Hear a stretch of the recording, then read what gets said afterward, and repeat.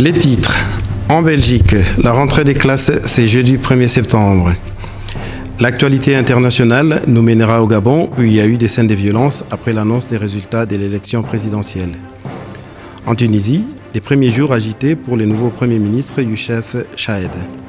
Pour la République démocratique du Congo, ouverture du dialogue politique national, c'est jeudi 1er septembre à Kinshasa. Madame, mademoiselle, monsieur, bonjour. Le journal d'Al-Mouatine. Chaque année, les premiers jours ouvrables du mois de septembre, il y a de l'émotion devant les grilles des écoles.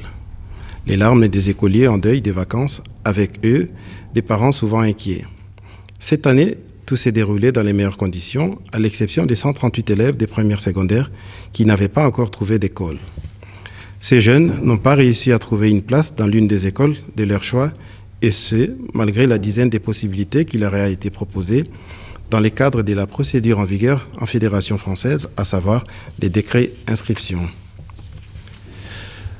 L'actualité internationale nous conduira tout d'abord au Gabon, où, au lendemain de la réélection contestée d'Ali Bongo, Libreville portait les stigmates d'une nuit chahutée. Si quelques émeutes ont été signalées à Port-Gentil ou encore à Mouila, l'embrasement a surtout touché la capitale, Libreville. En témoigne, entre autres, la façade de l'Assemblée nationale, partiellement incendiée dans la nuit de mercredi à jeudi. Selon nos confrères de l'AFP, les forces de l'ordre tiraient encore des grenades lacrymogènes jeudi matin pour disperser les manifestants. 1 millier de personnes ont été interpellées depuis mercredi, en C y compris plusieurs cadres de l'opposition. La France et les États-Unis ont mis la pression sur Libreville en demandant une vérification transparente pour chaque bureau de vote. Dans un point tenu face à la presse, depuis son palais de Bord-de-Mer, Ali Bongo a assuré que toutes les décisions censées garantir la sécurité dans les pays seront prises. Pour ce qui est de la Tunisie, le nouveau chef du gouvernement tunisien, Youssef Chahed, ne bénéficiera pas d'un délai de grâce. Depuis que son prédécesseur lui a remis les clés de la Casbah, des voix et des éléments contraires freinent la dynamique qu'il souhaite instaurer. Les gouvernements d'union nationale, qui rassemblent 7 partis et 3 organisations nationales, reposent sur un terreau fragile, entre autres, notamment, des consignes qui sont données par les leaders islamistes Rachel Ghannouchi pour raviver les tensions et alimenter les revendications dans les bassins miniers des Gafsa. Ensuite, il y a eu aussi des confrontations avec des cellules terroristes qui se multiplient, d'où on dénombre à l'heure actuelle 3 morts dans les rangs des forces de l'ordre sur le mont Samema et des affrontements à Kasserine.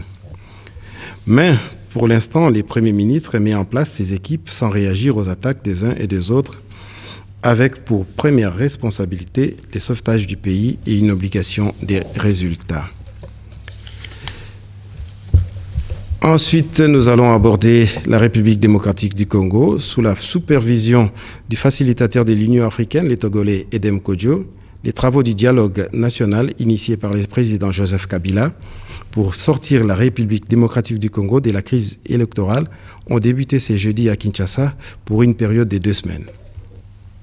Une majorité de l'opposition, notamment M. Etienne Tshisekedi et Moïse Katumbi, a refusé de prendre part aux travaux préparatoires conduits par Edem Kodjo, l'accusant de partialité.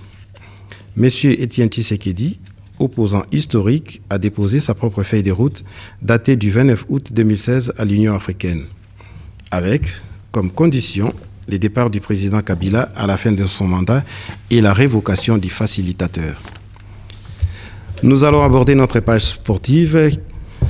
Les Diables Rouges ont affronté l'Espagne ce jeudi soir au stade Roi-Baudouin.